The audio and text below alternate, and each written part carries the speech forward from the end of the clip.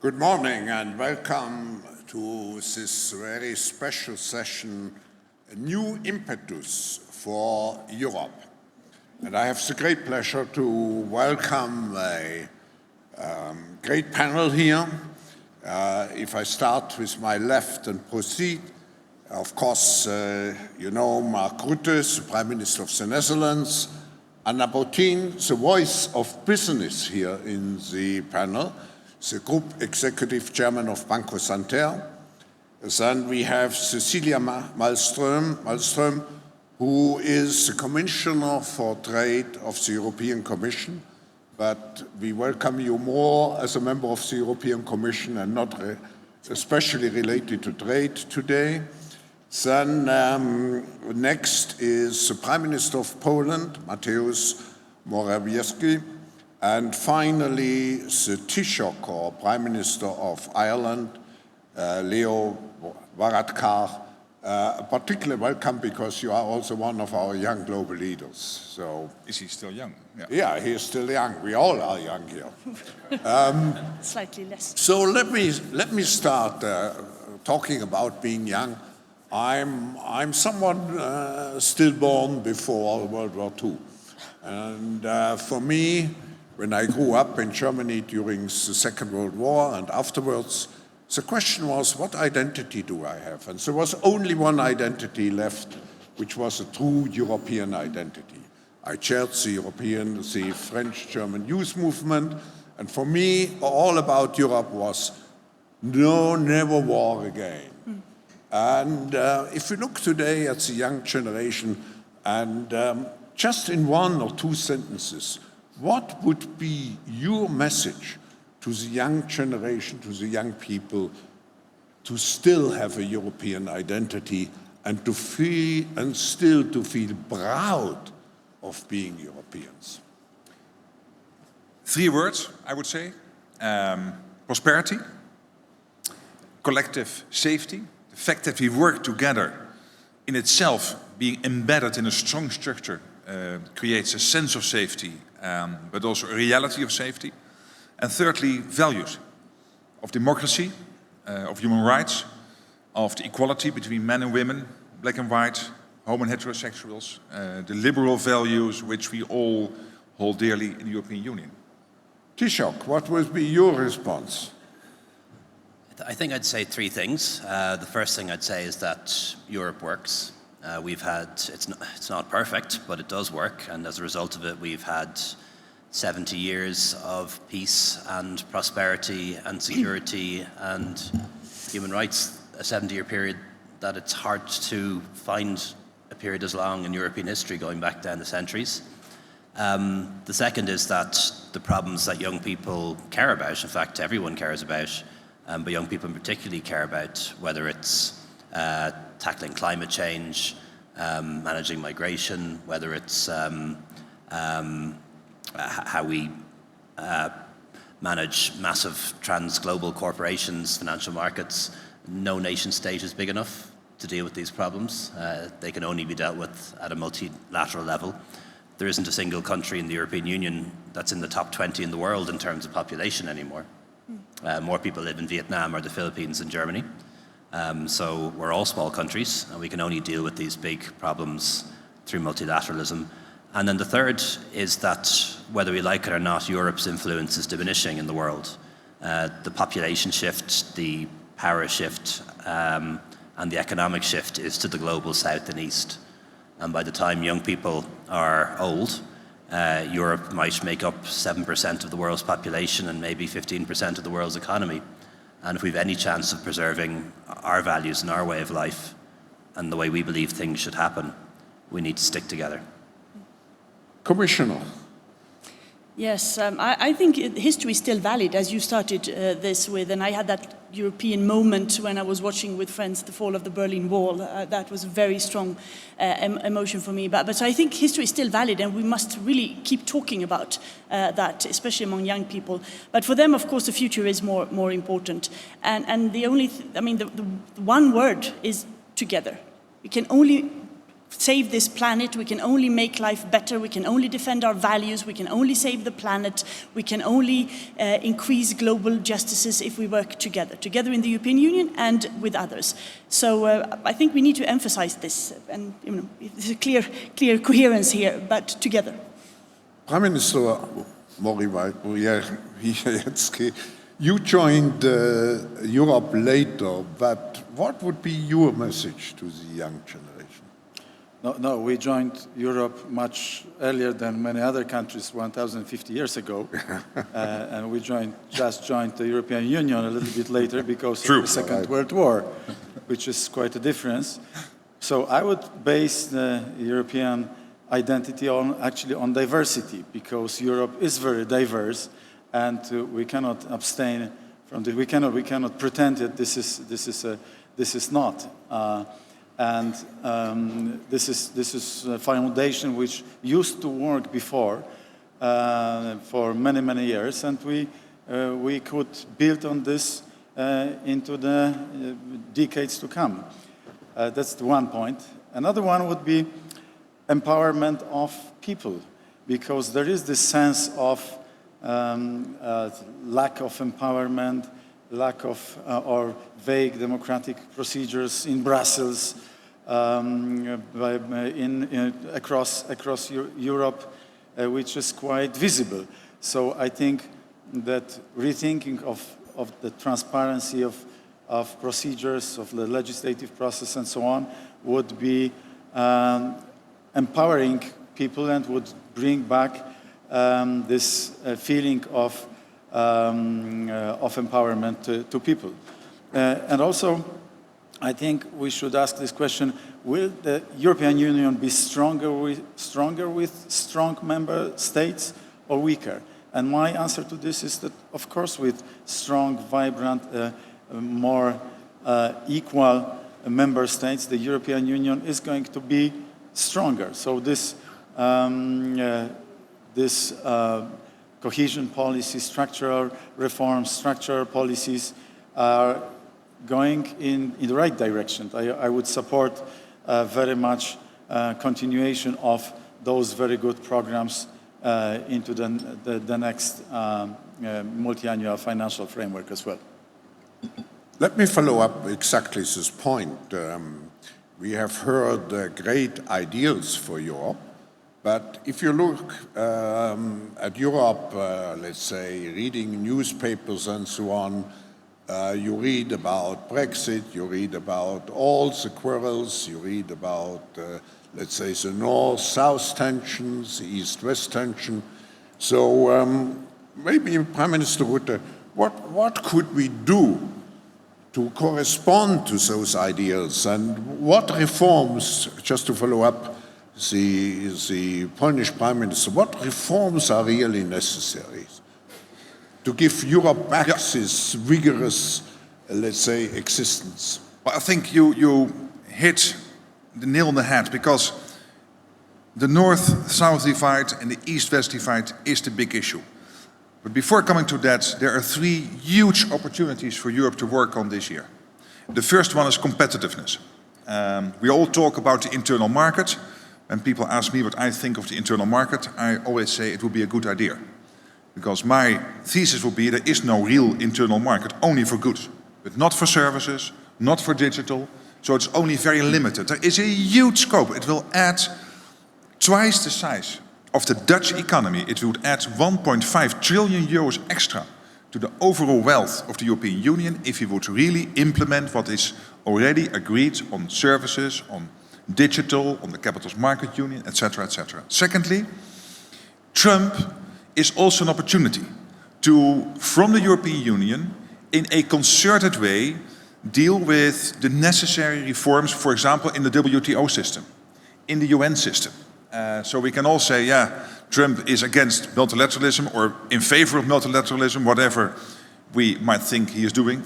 But he is also an opportunity to make use of his criticism of multilateralism, and then from the EU being the multilateral organization par excellence, to take leadership in those discussions. And thirdly, on climate change, we have to step up our commitments. We cannot stick to the 40% target we have already. We have to move to 55% if we want to get even close to the Paris Climate Agreement goals. And we have to decide on that this year or early next year. But there are two big issues why we might fail.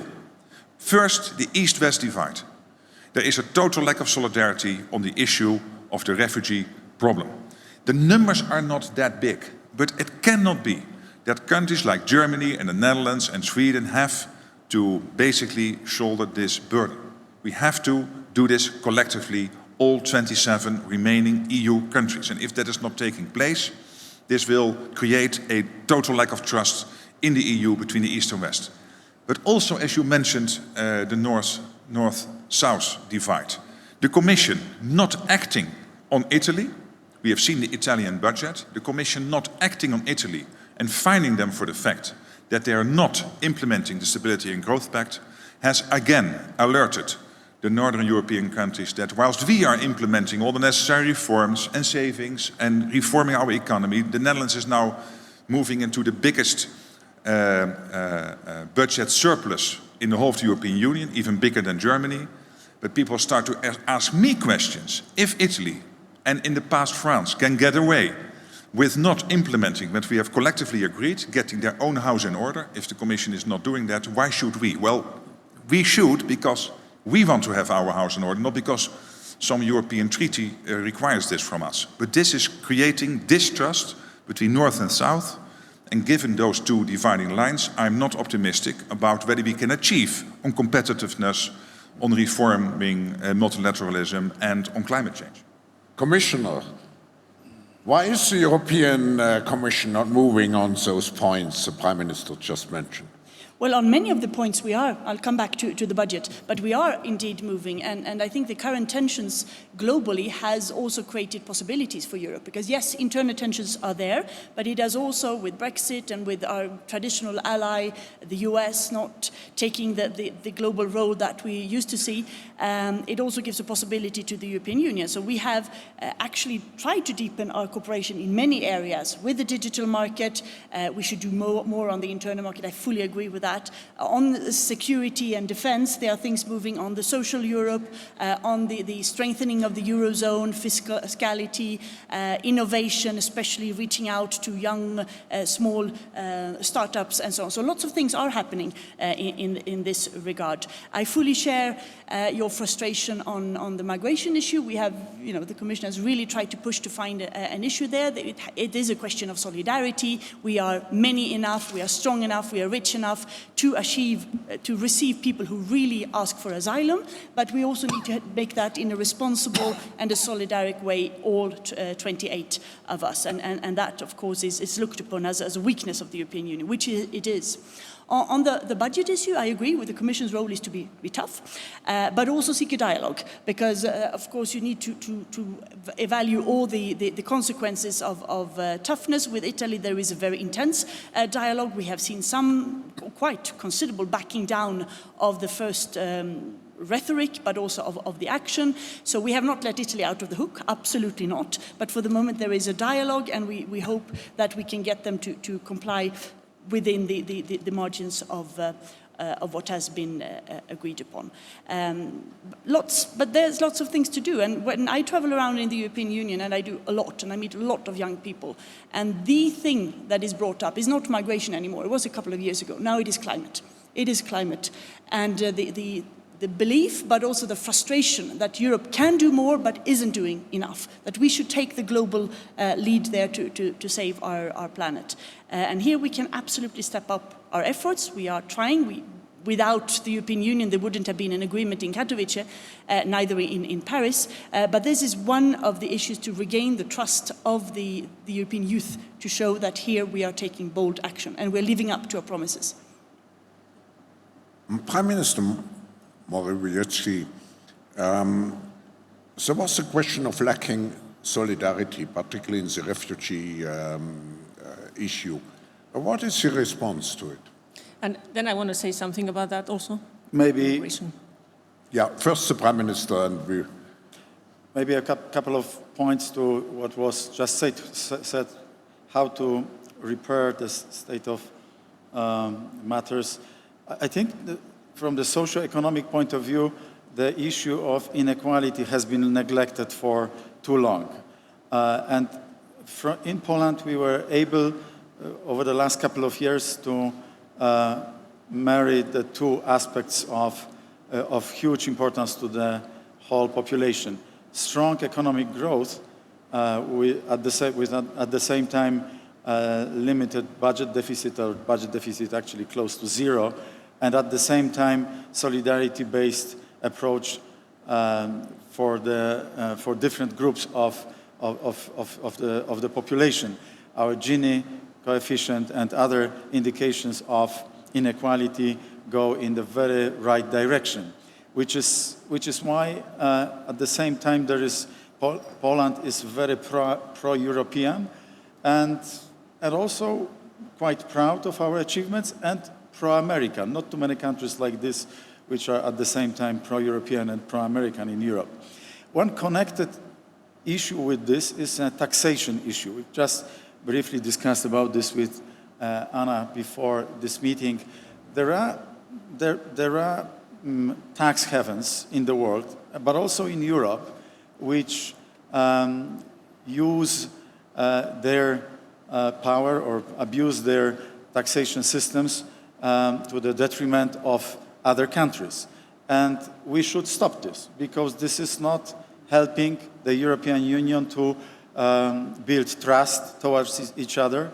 And this topic is discussed quite recently, thanks to the strong voice of President Macron and Chancellor Merkel, in the context of digital taxation. And we fully subscribe to this aspect of the discussion. But on top of this, I would be in favor of eliminating all the tax havens from Europe, because this would equalize, this would bring the level playing field. And the third aspect is avoiding different standards for different member states. Like there was mentioned by Mark about north-south. Okay, but actually I've seen that Italy was treated differently than France. And it shouldn't be so, because there is this feeling of pride and equality, equal standards, and we should apply the same standards for different member states. And in terms of migration, Klaus, we cannot turn a blind eye on what is happening in the eastern flank of the European Union. And there was a Russian aggression in 2014 on Ukraine, and there are millions of people migrating out of Ukraine into Poland, and some of them are refugees, but our procedures are differently shaped. They are shaped in such a way that these people who are coming to Poland, they can very quickly take advantage of our economy. They can apply for jobs, and this is why you don't see so many refugees, people having refugee status from Ukraine or other Eastern European countries. But we do contribute a lot to this, to easing off tensions at the eastern flank of the European Union. Thank you. Anna, you represent business.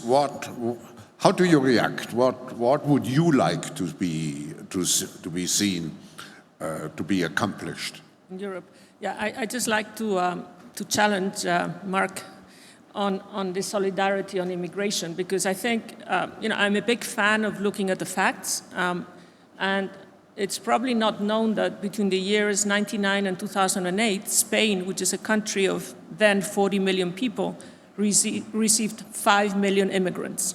5 million. And so I think this is something which has to be considered. Spain is competitive. We have 19 million people working today versus 13 million. We have created most jobs, but we have had by far the biggest flow of immigrants of any European country. And honestly, I'm a passionate European, but I think sometimes we need to look at the facts and understand, not just what happens today, but what has been happening. So this is quite important as we speak of solidarity. And just one other fact which is important, and Chancellor Merkel was a big sponsor of this, by the end of this century, Africa will go from 1 billion to 4 billion people. And I agree climate change is a challenge, but I would say this is as big a challenge for Europe than the others. So now on the European question, I think first that, again, looking at the facts, not just the world, but Europe has really done incredibly well over the last 40 years. There is no question that it has done well thanks to the market economy, thanks to freedoms and all the things that we as Europeans value. But I also believe that we now have a challenge, and to me the big challenge is institution building. Now, we have done a lot of that in the last few years, but I believe for us to take Europe to the next stage, and with a commissioner on trade here on my left, I think that as we see America saying America first, and China clearly saying China first, my ambition would be that Europe punches its weight. We are the second largest economy as a group.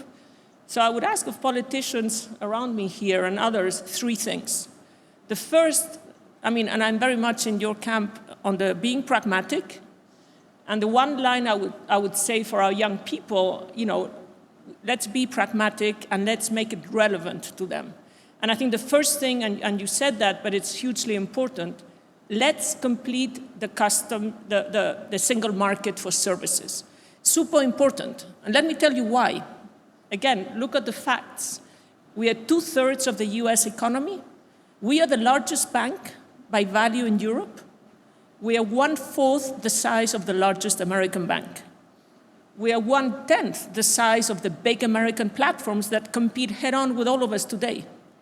So my first point is scale matters, because the largest 2 banks in the Eurozone, we have less than 2% market share, less than 2%.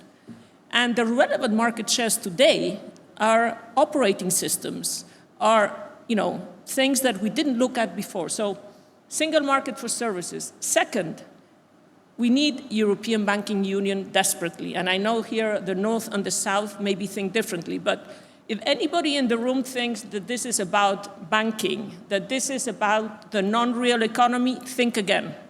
Because if banks are competitive, if banks can operate at scale, and scale matters, we need single banking union. We need the common European deposit insurance, because that will reduce risks, so then we can share risks. And I'm sure I'll get some challenge here, but this is important for my SME customers.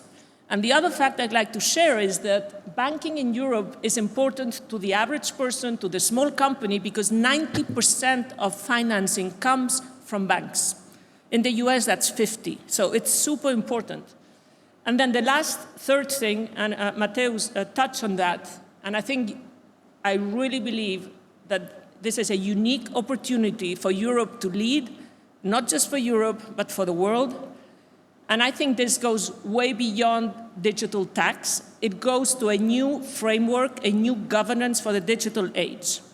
And we need politicians and governments to understand how the economy works. There are no barriers between sectors. What is a bank? We do payments. All the big platforms do payments. Why should I be subject to different rules on payments to others? And that's what PSD2 does. So I think the 3 things for Europe and the new Commission on this area to do, of this governance, which, by the way, should be global, not just for Europe, but we can show the rest of the world the way, are around competition. How do we think about competition? Is it the same as in the old world? Who is competing with who? It's about taxation. The principle that you pay tax where you make your profits is not being followed. And that creates a lot of problems in communities, in jobs. And the third one, which is related to the first, is regulation and supervision. Same services, same rules, and that is not happening. And I think the Commission is very much aware of this. But my last recommendation would be, we are famously known in the world for being slow in Europe. But we also try to do the right thing. And so when we wrote the e-commerce directive, we didn't know what the world was going to look like today, but now we do. And I think people like Mark and Mateusz understand this really well, and a lot of the commissioners. And so the one thing I would ask of Europe is, let's prove everybody wrong. Let's do the right thing, but let's do it a bit faster. Mark, you will have an opportunity, but first, Leo, what would you add here?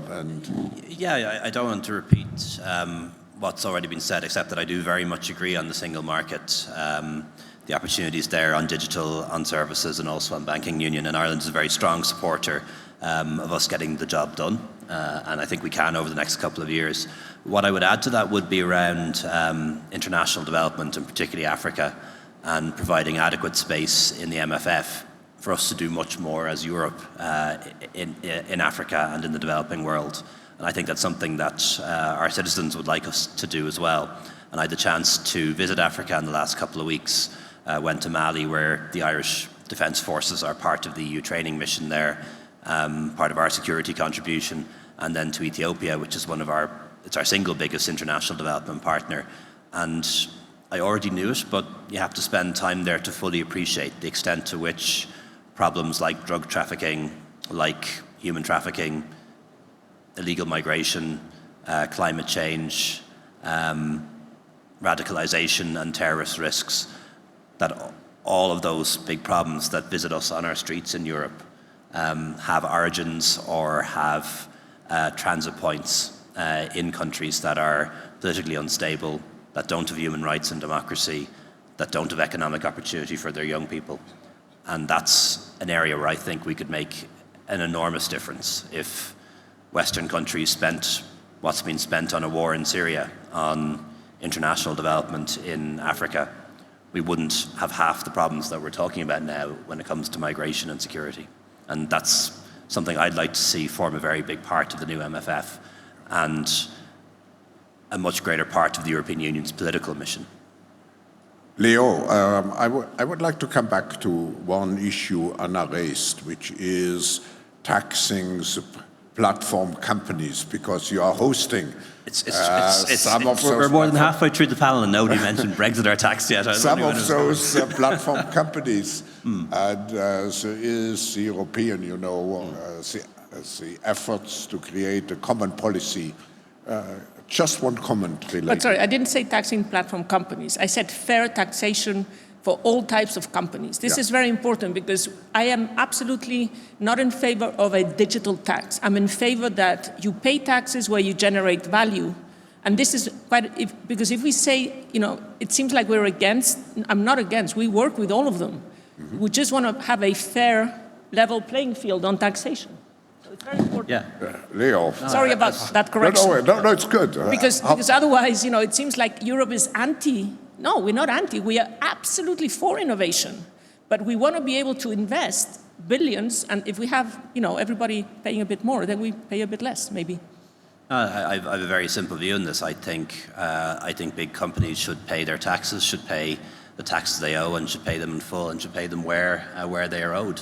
And the best way we can respond to the changes in the way the world economy is developed is to agree these things at an international level through the OECD.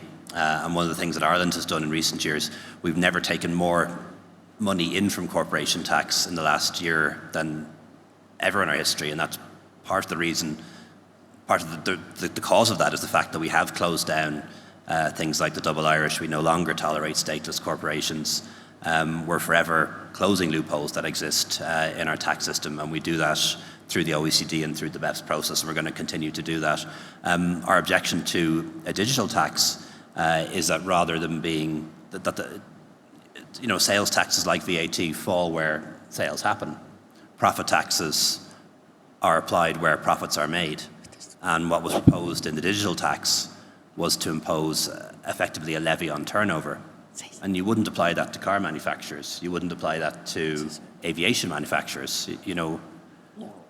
If you applied the same principles to aviation, Ireland through aircraft leasing and Ryanair probably buys more aircraft than almost any country in Europe. We don't get any of the profits of Airbus or Boeing. So the principles have to be that the tax is where value is created, not where there's turnover. Mark, your reaction. I see also, Anna, you are, let's say, energized, but Mark. No, just a few points. As you correctly said at the beginning, Europe is about nie wieder Krieg, no more war. After the Second World War, we built the most successful defense organization in world history, NATO. We built the biggest trading bloc in world history, European Union, which is also a community of values, and by working together, providing a collective sense and reality of safety. But yes, I agree, we have to accelerate. On the internal market and on the banking union, all the plans are there, all the opportunities are there. On the internal market, there are vested interests in some of the bigger member states, and we need the political leadership there to overcome those vested interests so that we can collectively build a bigger market, again, with twice the size of the Dutch economy added to the overall European economy. On banking union, this is directly related to the point I made on the north-south divide. Because if we cannot trust that the Commission, as a custodian of our treaties, of our agreements, is not keeping Italy to the fire, because they are at this moment blatantly with a debt to GDP of over 130%, with a too high deficit, and then start to negotiate, it has to be much firmer. I absolutely believe that, because otherwise, how can we explain in some of the other member states that we are putting in place the necessary reforms if somehow these bigger economies get away with it? Again, we will still do it, because we need it. At this moment, the Netherlands is growing at twice the pace of almost all our surrounding competing economies. Why? Because we put in place all the necessary reforms and fiscal adjustments.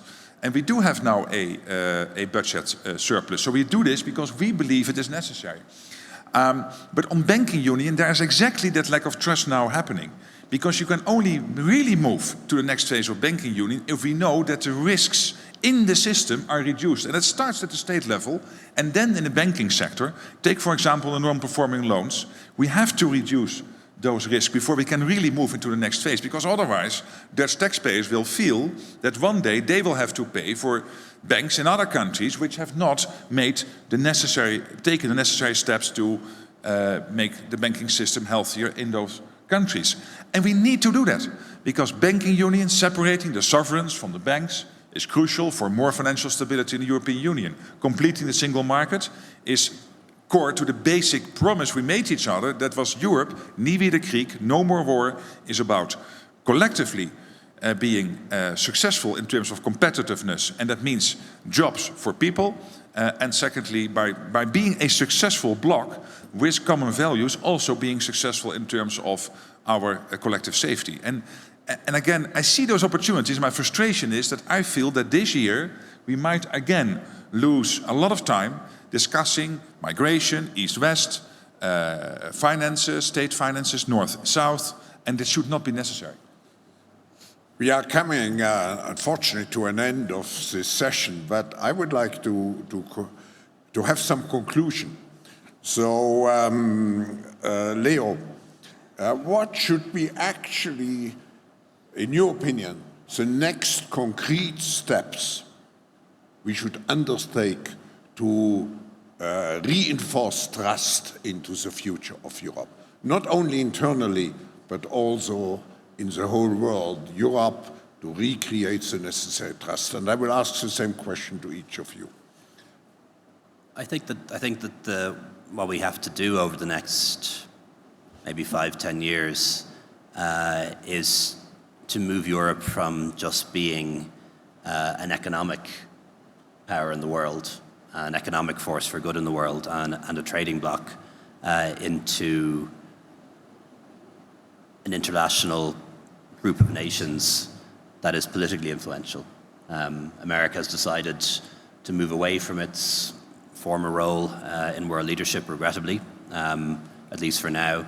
China is becoming ever stronger, which isn't necessarily a bad thing, but I think that Europe needs to really be able to have a common foreign policy in particular, and act in the world, and to be a force for good in the world on all of the issues that we've talked about: economic development, international development, climate change, and also on international development as well. Thank you, Taoiseach. And Mateusz, First, I think we have to, again, learn how to listen to people, because Vox Populi is not populism, which is sometimes stigmatized as this, some movements in some other countries, in Italy, in France, and so on, whereas this is a signal, what is happening around us, that people want to get empowered, they want to better understand what is going on in European institutions. So, grassroot integration, this would be my first proposal.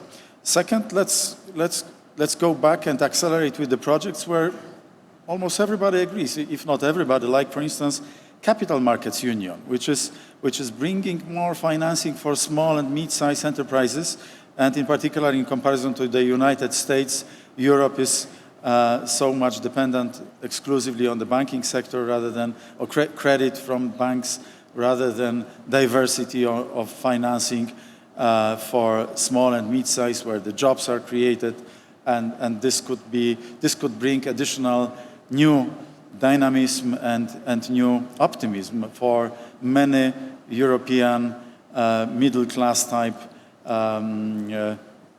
in many European middle-class type areas.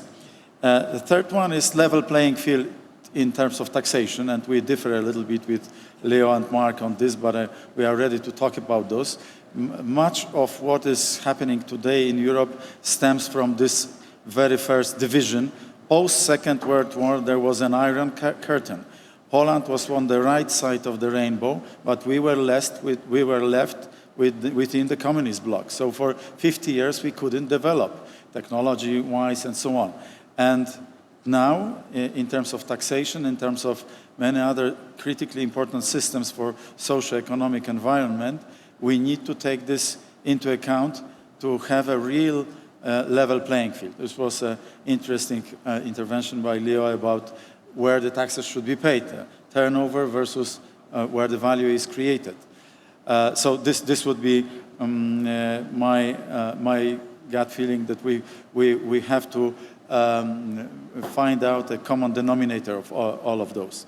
And the last one, between the member states and the European institutions, like an example of yellow card, which was introduced into the Lisbon Treaty, but was really not taken into account by the European Commission, even when 11 countries have agreed on yellow card procedure a couple of years ago in the context of posting of workers directive. So this procedure and such procedures are extremely important from the point of view of empowering member states, and in particular national parliaments. And without full engagement of national parliaments, there will be this feeling of disconnect between Brussels and the rest of Europe. And we have to avoid this, so we need to introduce procedures which will bring those two worlds closer to each other.